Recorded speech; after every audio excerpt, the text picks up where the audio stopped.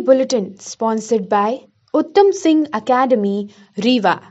नमस्कार, विंध्या टाइम्स में आपका स्वागत है। वक्त हो चला है आज की बुलेटिन की खबरों का। पहली खबर की बात करते हैं। मध्य प्रदेश के पूर्व सीएम कमलनाथ आज सतना के मैहर दौरे पर थे, जहां उन्होंने मां शारदा की पूजा अर्चना की। हालांकि कोरोना की वजह से मंदिर बंद होने से पहाड़ी के नीचे ही विधि विधान से पूजा संपन्न की गई। इस मौके पर जिले के सभी कांग्रेसी मौजूद रहे। पूजा अर्चना के बाद पूर्व सीएम ने सर्किट हाउस में प्रेस कॉन्फ्रेंस को संबोधित किया। कहा कि प्रदेश में कोविड से 1.5 लाख मौत हुई है। कमलनाथ ने सत्ताधारी सरकार पर कोविड से मौत के आंकड़े छिपाने का आरोप लगाते हुए कहा कि प्रदेश सरकार शमशान और कब्रिस्तान के आंकड़े जनता के सामने रखे। हम जब सवाल पूछते हैं तो देशद्रोही हो जाते हैं और एफआईआर कर दी जाती है। विपक्ष को दबाने की कोशिश की जा रही है। इस कोविड काल में नया कोविड माफिया पैदा हुआ है, जिसमें भाजपा के नेता कार्यकर्ता शामिल हैं, जो पैसे लेकर बेड, इंजेक्शन और ऑक्सीजन मुहैया कराते हैं। नकली रेमडेसिविर से मरीजों की मौत भी हुई है। भारत महान नहीं, भारत पूरी दुनिया में बदनाम हुआ है। देश प्रदेश की अर्थव्यवस्था चौपट हो गई है। किसान लाचार है, बेरोजगार परेशान है, हाई क्लास, मिडिल क्लास और लोअर क्लास भिखारी हो गया है, जो चिंता का विषय है। प्रदेश के गृह मंत्री नरोत्तम मिश्रा पर पलटवार करते हुए कमलनाथ ने कहा कि हम उनसे ज्यादा धार्मिक हैं। हम मंदिर अपनी आस्था और भावना के कारण जाते हैं, धर्म और आस्था की शोबाजी नहीं करते। पूर्व सीएम के पूरे कार्यक्रम में कोविड प्रोटोकॉल का पालन होता नहीं दिखा। एक और जहां हमारा देश कोरोना वायरस संक्रमण के मुश्किल दौर से गुजर रहा है, पुलिस कर्मियों और स्वास्थ्य कर्मियों को कोरोना वॉरियर का दर्जा दिया गया, जो दिन रात जनता की सेवा के लिए और उनके इलाज के लिए मुस्तैद है। वहीं दूसरी तरफ रीवा जिले के सुपर स्पेशलिटी अस्पताल में एक ऐसा मामला उजागर हुआ जहां डॉक्टर और अटेंडर आरक्षक यानी दोनों ही कोरोना वॉरियर आपस में भिड़ गए। रीवा जिले के सुपर स्पेशलिटी हॉस्पिटल में डॉक्टरों के द्वारा अटेंडर आरक्षक के साथ मारपीट की गई। एक मरीज के अटेंडर आरक्षक को चिकित्सकों ने बंधक बनाकर जमकर पीटा। यह मामला अभी शांत भी नहीं हुआ था कि उसके कुछ ही घंटों बाद पीजी हॉस्टल के डॉक्टरों ने युवकों को जमकर पीटा और मामला मैया थाने पहुंच गया। शामशा मेडिकल कॉलेज के चिकित्सकों द्वारा की जा रही अभद्रता लगातार उजागर हो रही है। डॉक्टरों द्वारा की जा रही पिटाई से ऐसा प्रतीत होता है कि संक्रमण काल में अब वह फ्रस्ट्रेट हो चुके हैं और अपना गुस्सा निकाल रहे हैं। अटेंडर आरक्षक के साथ हुई मारपीट के बाद नया मामला पीजी हॉस्टल के डॉक्टरों से संबंधित सामने आया है। एक मरीज के परिजन धोखे से पीजी हॉस्टल के अंदर चले गए थे, जिन्हें डॉक्टरों ने बंधक बनाकर जमकर पिटाई की। पहले मामले में पुलिस ने एफआईआर दर्ज कर ली। अब दूसरे मामले में भी अमैया थाने में रिपोर्ट दर्ज कर ली गई है। पुलिस का कहना है कि जो भी इसमें दोषी है, जिसकी भी जवाबदेही है, उसके ऊपर कार्रवाई की जाएगी। किसी को भी बख्शा नहीं जाएगा। जवान के साथ मारपीट हुई थी, जिसके बाद आपके खिलाफ मामला दर्ज हुआ है। क्या मामला दर्ज हुआ? मामला ये था कि एक एसएफ का जवान जो है अस्पताल में एक अटेंडर था, एक कंपनी कमांडर साहब का। उसी दौरान उसको जो है उसके टेस्टिस में कुछ प्रॉब्लम लगी, दिखाने गया था। वहाँ किसी छोटी मोटी चीज़ को लेकर वाद विवाद बढ़ा और वाद विवाद इतना बढ़ गया कि उसके साथ काफ़ी मारपीट हो गई, जिस पर से मामला पंजीबद्ध किया गया है और नामजद चिकित्सकों पर मामला दर्ज किया गया है, जिनमें doctor Prithviraj Singh, doctor Ravi Patil, doctor Devesh Gupta, doctor Shiv Shakti, doctor Rajneesh Mishra, doctor Anil Chauhan, doctor Ajay Patidar, doctor Hriday Dikshit और अन्य 4 साथी उनके जिनने मारपीट की थी, उन पर मामला पंजीबद्ध किया गया है। और डॉक्टरों की शिकायत पर भी उक्त आरक्षक पर शासकीय कार्य में बाधा का मुकदमा दर्ज किया गया है और दोनों तरफ से विवेचना की जा रही है। रीवा में फर्जी हस्ताक्षर के जरिए रीवा कलेक्टर के नाम पर फर्जी आदेश जारी करने का एक संगीन मामला सामने आया है। दरअसल रीवा कलेक्टर के नाम पर फर्जी आदेश जारी कर मानवाधिकार आयोग में शिकायत करने का यह मामला है। यह आदेश रीवा कलेक्टर के फर्जी हस्ताक्षर के जारी हुए हैं। बाकायदे उसके आधार पर मानवाधिकार आयोग ने शिकायत भी कर दी गई। जांच में ये आदेश फर्जी निकले, जिसके आधार पर पुलिस ने शिकायतकर्ता के खिलाफ मामला दर्ज किया है। जिला कलेक्टर कार्यालय से 2 आदेश जारी किए गए थे, जो शिकायतकर्ता रामबदन साकेत, पिता वंश राखन, निवासी रिमारी थाना सिरमौर के खिलाफ थे। कलेक्टर के हस्ताक्षर से जारी इन दोनों आदेशों को आधार पर बनाकर मानवाधिकार आयोग में इस पूरे मामले में शिकायत की गई, जिसमें दोनों आदेशों के अलावा सिविल लाइन थाने के तत्कालीन थाना प्रभारी अनिमेश द्विवेदी पर मारपीट का आरोप भी लगाया गया था। कलेक्टर कार्यालय से जारी हुए आदेशों की जांच पुलिस विभाग को मिली, जिसमें अतिरिक्त पुलिस अधीक्षक ने इसकी जांच की। जांच में शिकायतकर्ता को भी बुलाया गया, जिससे पुलिस ने इन दोनों आदेश में कहा दोनों आदेश कहां से और किस माध्यम से प्राप्त हुए, इस संबंध में जानकारी ली गई, लेकिन शिकायतकर्ता कोई संतोषजनक जवाब नहीं दे पाया। पुलिस ने इन आदेशों की जानकारी कलेक्टर कार्यालय से प्राप्त की तो दोनों आदेश फर्जी निकले। पूरे मामले की बारीकी से जांच के बाद अतिरिक्त पुलिस अधीक्षक के जांच प्रतिवेदन के आधार पर सिविल लाइन थाने में आरोपी के खिलाफ मामला दर्ज किया गया है। पूरे मामले में पुलिस की जांच कर तथ्यों को जुटाने में लगी हुई है। कलेक्टर के नाम पर जारी दोनों आदेश काफी हैरान कर देने वाले थे। पहले आदेश में सभी थाना प्रभारियों को निर्देशित किया गया था कि रामबदन साकेत नाम का व्यक्ति यदि थाने में रिपोर्ट लिखाने आता है तो उसकी रिपोर्ट न लिखी जाए। दूसरे आदेश टीआरएस कॉलेज के तत्कालीन प्राचार्य रामलला शुक्ला के नाम पर था। आरोपी रामबदन साकेत ने टीआरएस कॉलेज के तत्कालीन प्राचार्य के खिलाफ मामला दर्ज कराया था। वह बीए तृतीय वर्ष का था और उसने प्राचार्य पर मारपीट करने व जातिगत अपमानित करने का आरोप लगाते हुए सिविल लाइन थाने में शिकायत की थी। सर, ये कलेक्टर साहब का फर्जी लेटर बनाकर एक शिकायत टीआरएस कॉलेज में छात्र के द्वारा की गई थी रामलला के खिलाफ, तो उस पर क्या मामला है?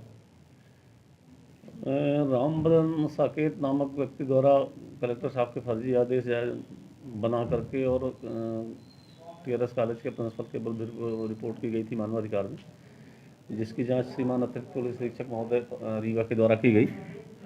जांच पर उसके द्वारा जो आदेश जारी कराए गए थे वो झूठे होना पाए गए और आरोपी का एक धारा 420, 153 खा, 465, 471 ताजीरात के साथ दंडित पाए जाने से उसके विरुद्ध प्रकरण पंजीबद्ध कर विवेचना में लिया गया है।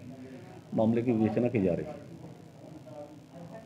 रीवा पुलिस अधीक्षक राकेश कुमार सिंह के निर्देशन में रीवा पुलिस लगातार अवैध नशीली कफ सिरप के साथ साथ अवैध शराब की तस्करी करने वाले लोगों पर कार्रवाई कर रही है। शहर के अमैया थाना अंतर्गत एक बार फिर धोबिया टंकी के पास लॉकडाउन में बेची जा रही देशी शराब पर पुलिस ने एक्शन लिया है। सूचना मिलने पर एक कार सहित आरोपियों को पुलिस ने घेराबंदी कर पकड़ लिया है। अमैया थाना प्रभारी शिवा अग्रवाल ने मीडिया को जानकारी देते हुए बताया कि मुखबिर की सूचना प्राप्त हुई थी कि धोबिया टंकी के पास एक अज्ञात वाहन के साथ शराब लेकर एक लड़का घूम रहा है जो लॉकडाउन में शराब को बेच रहा था। मौके पर जब पुलिस पहुंची, घेराबंदी कर आरोपी को पकड़ लिया गया, जिसके कब्जे से 5 पेटी देशी शराब बरामद की गई है और कुछ खाली पेटियां भी बरामद की गई हैं। पुलिस ने पूछताछ की तो आरोपी ने बताया कि वह शराब दुकान बंद होने के कारण शराब की बिक्री कर रहा था। पुलिस आगे भी कड़ाई से पूछताछ कर रही है। ग्रामीण क्षेत्रों में कोरोना संक्रमण को कम करने के लिए किल कोरोना अभियान चलाया जा रहा है। रीवा जिले में कलेक्टर के आदेश से गाँव-गाँव में जाकर किल अभियान चलाया गया, जिसके तहत ग्रामीण क्षेत्रों में कोविड-19 की जाँच की गई।